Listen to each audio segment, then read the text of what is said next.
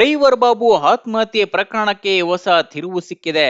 ಜಿಲ್ಲಾಧಿಕಾರಿ ಕಚೇರಿ ಆವರಣದಲ್ಲಿ ಆತ್ಮಹತ್ಯೆ ಮಾಡಿಕೊಂಡಿದ್ದ ಡ್ರೈವರ್ ಬಾಬು ಪ್ರಕರಣದಲ್ಲಿ ಸಂಸದ ಡಾಕ್ಟರ್ ಕೆ ಸುಧಾಕರ್ A1 ಆರೋಪಿಯಾಗಿದ್ರು. ಆದ್ರೆ ಈಗ ಡ್ರೈವರ್ ಬಾಬು ಸರ್ಕಾರಿ ಕೆಲಸ ಕೊಡಿಸುವ ಹೆಸರಿನಲ್ಲಿ ವಂಚನೆ ನಡೆಸಿದ್ದಾನೆ ಎಂಬುದು ಬೆಳಕಿಗೆ ಬಂದಿದೆ. ಬಾಬು ತನ್ನ ಸ್ನೇಹಿತ ಇಡುಗೂರು ನಟೇಶ್ ಕುಮಾರ್ ಬಳಿ ಸರ್ಕಾರಿ ಕೆಲಸ ಕೊಡಿಸುತ್ತೇನೆಂದು ಹೇಳಿ 13 ಲಕ್ಷಕ್ಕೂ ಹೆಚ್ಚು ಹಣ ವಸೂಲಿ ಮಾಡಿದ್ದಾನೆ. ಡೆತ್ ನೋಟ್ನಲ್ಲಿ ನಟೇಶ್ಗೆ 6 ಲಕ್ಷ ರೂಪಾಯಿ ಕೊಡಬೇಕೆಂದು ಬರೆದಿದ್ದು ಪ್ರಕರಣಕ್ಕೆ ಹೊಸ ತಿರುವು ನೀಡಿದೆ. ನಟೇಶ್ ನೀಡಿದ ಹಣದ ಪಾವತಿಗೆ ಸಂಬಂಧಿಸಿದ ಸಾಕ್ಷ್ಯಗಳು ಸಿಸಿಟಿವಿ ದೃಶ್ಯಗಳಲ್ಲಿ ಸೆರೆ ಸಿಕ್ಕಿವೆ. ಫೋನ್ ಪೇ, ಚೆಕ್ ಹಾಗೂ ನಗದು ರೂಪದಲ್ಲಿ ಬಾಬು ಹಣ ಪಡೆದುಕೊಂಡಿದ್ದಾನೆ ಎಂದು ನಟೇಶ್ ಹೇಳಿಕೆ ನೀಡಿದ್ದಾರೆ.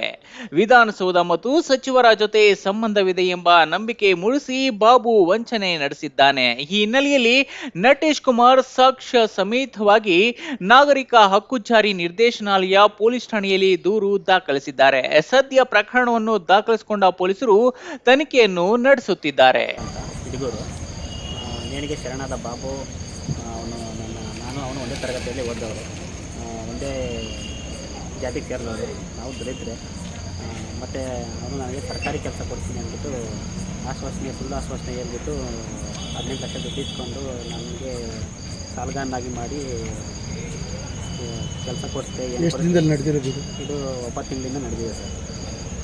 ಸರ್ಕಾರಿ ಕೆಲಸ ಕೊಡ್ತೀನಿ ಅಂದ್ಬಿಟ್ಟು ಆಶ್ವಾಸನೆ ಕೊಟ್ಟು ನೋಡಿಸ್ಬಿಟ್ಟು ಈ ಥರ ಅವನು ಬೇರೆ ಇದೇ ಥರ ಬೇರೆಯವ್ರ ಹತ್ರ ಹಣ ಇಸ್ಕೊಬಿಟ್ಟು ಅವನು ದುರುಪಯೋಗ ಮಾಡ್ಕೊಬಿಟ್ಟು ಈ ಥರ ಬೇರೆಯವ್ರ ಹೆಸರೆಲ್ಲ ಉಲ್ಲೇಖ ಮಾಡಿಬಿಟ್ಟು ನೇಣಿಗೆ ಶರಣಾಗಿದೆ ಸರ್ ಬಾಬು.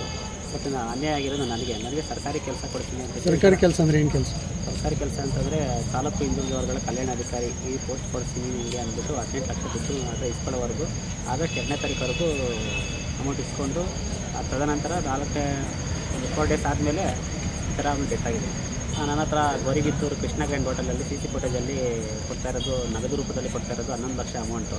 ಮತ್ತು ಫೋನ್ಪೇಯಲ್ಲಿ 5 ಲಕ್ಷವರೆಗೂ ಟ್ರಾನ್ಸಾಕ್ಷನ್ ಮಾಡಿದ್ದೀನಿ. ಮತ್ತು ಕಾರಲ್ಲಿ ಬಂದುಬಿಟ್ಟು 1 ಲಕ್ಷ ರೂಪಾಯಿ ಇಸ್ಕೊಂಡೋದ. ಮತ್ತು ಇನ್ನೊಂದು ಡೇಟಲ್ಲಿ ಅದು ಎಲ್ಲ ಡೇಟೆಲ್ಲ ಗೊತ್ತು, ಬಟ್ CC ಫುಟೇಜು ಅದು ತಗೊಂಡಿಲ್ಲ. ಕೃಷ್ಣ ಗ್ರ್ಯಾಂಡಲ್ಲಿ 1,25,000 ಕೊಟ್ಟಿದ್ದೀನಿ. ಫಸ್ಟ್ನೇದು ದಿನ ಆದ್ರೂ ಮೊದಲೇ ದಿನ ಈ ಥರ ಆಗಿದೆ ಅಂದ್ಬಿಟ್ಟು ನನಗೆ ತುಂಬ ಗಾಬರಿ ಆಗಿತ್ತು. ಯಾವ ಥರ ಇದು ಕ್ರಿಯೇಟ್ ಆಗಬೇಕು ಏನು ಅಂತ ಗೊತ್ತಿಲ್ಲ. ಮತ್ತು ಡೆತ್ ನೋಟು ನನಗೂ 2 ದಿನ ಆದಮೇಲೆ ಸಿಕ್ತು. ಅದರಲ್ಲೂ ನನ್ನ ಹೆಸರನ್ನು ಉಲ್ಲೇಖ ಮಾಡಿದ್ದೀನಿ, ನನಗೆ 8 ಲಕ್ಷ ಕೊಡಬೇಕು ಅಂತ.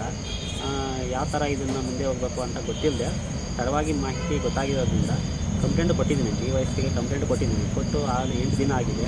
ಇನ್ನು ಅವರು ಯಾವುದೇ ರೀತಿ ಮಾಹಿತಿ ಕೇಳೋಕ್ಕೆ ಕರೆದಿಲ್ಲ. ನಾಳೆ ಕರಿತೀವಿ ಅಂತ ಹೇಳಿದ್ದಾರೆ. ನಡೆದಿದೆ ಸರ್. ಇವತ್ತೇನು ಬಂದಿತ್ತು? ಇವತ್ತು ಇಲ್ಲಿ ಸಾಹೇಬರು ಕರೆದಿದ್ರು ಎನ್ಕ್ವೈರಿಗೆ ಇದ್ರ ಬಗ್ಗೆ ಮಾತಾಡೋದು. DCR ಹತ್ರ ಇಲ್ಲಿ ಇವಾಗ ಬಂದು ಒಳಗಡೆ ಹೋಗಿ ಸ್ಟೇಟ್ಮೆಂಟ್ ಕೊಟ್ಟಿದ್ದೀನಿ.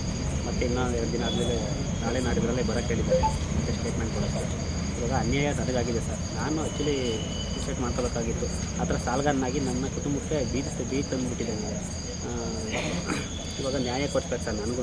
ನಾವು ದಲಿತರಿಗೆ ಇವಾಗ ಅವನ ಕುಟುಂಬಕ್ಕೆ ಅವನು ನ್ಯಾಯ ಯಾವ ಥರ ಆಗಬೇಕು ಅಂತ ಎಲ್ಲ ಥರನೂ ಅವ್ನ ಕುಟುಂಬಕ್ಕೆ ಅನುಕೂಲ ಮಾಡಿಕೊಟ್ಟಿದ್ದಾನೆ.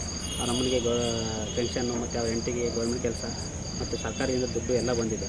ಅನ್ಯಾಯ ಆಗಿರೋದು ನನಗೆ. ನಾನು ಒಬ್ಬ ದಲಿತರು, ನಮಗೂ ಒಂದು ನ್ಯಾಯ ಕೊಡ್ತೀನಿ ಅಂತ ನಾನು ಡಿಗ್ರಿ ಓದಿದ್ದೀನಿ ಸರ್, BA. ನೀವು ಯಾರೋ ಒಬ್ಬ ನಮ್ಮ ಫ್ರೆಂಡು ಅಂತ ಯಾರೋ ಒಬ್ಬನ ಕರ್ಕೊಬಂದಿದ್ದ. ನನಗೆ ಹೆಸರು ಏನೂ ಪರಿಚಯ ಇಲ್ಲ. ನಮ್ಮ ಫ್ರೆಂಡು ಅಂತ ಕರ್ಕೊಬಂದಿದ್ದ ಕೃಷ್ಣ ಗ್ರ್ಯಾಂಡ್ ಹೋಟೆಲಲ್ಲಿ. ಅಲ್ಲಿ ಅದರಲ್ಲೂ ಕಾಣ್ತಿದ್ದಾನೆ ಅವನು CC ಫುಟೇಜಲ್ಲಿ. ಯಾರನ್ನೋ ಕರ್ಕೊಬರ್ತಾಯಿದ್ದ ಕಾರಲ್ಲೆಲ್ಲ ಬಂದು ಕಾರ್ ತೊಗೊಂಡು ಬರ್ತಾಯಿದ್ದ ಇಲ್ಲಿಂದ ಅಲ್ಲಿಗೆ. ನಾನು ಅಲ್ಲಿಗೆ ಬರ್ತೀನಿ ಅಂತಂದರೆ ಬೇಡ, ಅವನೇ ಕರ್ಕೊಬಂದು ಹೇಳ್ತಾಯಿದ್ದ. ಮತ್ತು ಯಾರ ಹತ್ರ ಕೆಲಸ ಮಾಡ್ತಾಯಿದ್ದೀನಿ ಅಂತ ಕೇಳಿದಾಗ ಅವನು ಕೋಟೆಯಲ್ಲಿರೋದು ಅಧಿಕಾರಿಗಳ ಹತ್ರ ಕೆಲಸ ಮಾಡ್ತಾಯಿದ್ದೀನಿ. ಅವರು PA ಬಂದುಬಿಟ್ಟು ಶಿವು ಅಂತ. ಎಲ್ಲ ಅವ್ರ ಕಡೆಗೆ ದುಡ್ಡು ಸೇರ್ತಿದ್ದೀನಿ ನಿಂದು ಅಂದ್ಬಿಟ್ಟು ಡಾಕ್ಯುಮೆಂಟ್ಸ್ ಎಲ್ಲ ಇಸ್ಕೊಂಡೋಗಿದ್ದ. ನಾನು ಗೋರಿಬಿದ್ನೂರಲ್ಲಿ ಬಸ್ಗೆ ಇಟ್ಟಿದ್ದೆ. ಒಂದು ಬಸ್ ಫೋಟೋ ಎಲ್ಲ ಕಳಿಸಿದ್ದೆ. ಮತ್ತು ಅವ್ನು ರಿಟರ್ನ್ ಆಗ್ದ 14 ಡಾಕ್ಯುಮೆಂಟ್ಸು. ಕೆಲಸ ನಡೀತಾ ಇದೆ ಅಂದ್ಬಿಟ್ಟು ಈ ಥರ ನಂಬಿಕೆ ಬಂದು ಇನ್ನೂ ದುಡ್ಡು ಬೇಕು ಅಂದಾಗೆಲ್ಲ ಈ ಥರ ನನ್ನ ಹತ್ರ ದುಡ್ಡಿಲ್ಲ ಅಂತ ಸ್ಟಾರ್ಟಿಂಗ್ ಒಂದು 3 ಲಕ್ಷ ಕೇಳ್ದ. ನಿಮಗೆ ಕೆಲಸ ಆಗೋವರೆಗೂ 1 ರೂಪಾಯಿ ಕೊಡೋಂಗಿಲ್ಲ ಅಂತ. ಮತ್ತು 3 ತಿಂಗಳಾದಮೇಲೆ ಸ್ಟಾರ್ಟ್ ಮಾಡ್ಕೊಂಡ ದುಡ್ಡು ಕೊಡೋಕ್ಕೆ, ದುಡ್ಡು ಅಡ್ಜಸ್ಟ್ ಮಾಡು ಅಂತ. ನನ್ನ ಹತ್ರ ದುಡ್ಡಿರಲಿಲ್ಲ. ನಾನು ಪ್ರಾಪರ್ಟಿ ಮೇಲೆ, ಮನೆ ಮೇಲೆ 10 ಲಕ್ಷ ಸಾಲ ತಗೊಂಡು ಬೇರೆಯವ್ರ ಹತ್ರ 5 ಲಕ್ಷ ಬಡ್ಡಿಗೆ ಇಸ್ಕೊಂಡು ಮನೇಲಿರೋ ಕುರಿ, ಮೇಕೆ, ಗೋಲ್ಡು ಎಲ್ಲ ಮಾರಿ ನನಗೆಲ್ಲ ಟೋಟಲ್ ಅಮೌಂಟ್ ಕೊಟ್ಟು ಮಾಡಿದ್ದು ಆದಮೇಲೆ 4 ದಿನ ಆದಮೇಲೆ ಇದು ಯಾವುದೇ ನನಗೆ ಮಾಹಿತಿ ಕೊಟ್ಟಿಲ್ಲ. ಮತ್ತು ಸಾಯಕ್ಕಿಂತ ಮುಂಚೆ ಒಂದು ಅದರ ದಿನ ಫೋನ್ ಮಾಡಿದ್ದ, ಮಾತಾಡಿದ್ದ. ಮಾತಾಡಿ ನೆಕ್ಸ್ಟ್ ಕಾಲ್ ಮಾಡಿದಾಗ ಪಿಕ್ ಮಾಡಿಲ್ಲ. ಬಟ್ ಈ ದುಡ್ಡು ಕೊಡೋದು ಜಾಬ್ ಬಗ್ಗೆ ಏನೂ ಮಾತಾಡಿಲ್ಲ. ಬೇರೆ ವಿಷಯದ ಬಗ್ಗೆ ಮಾತಾಡೋಕ್ಕೆ ಫೋನ್ ಮಾಡಿದ್ದೆ ನಾನು.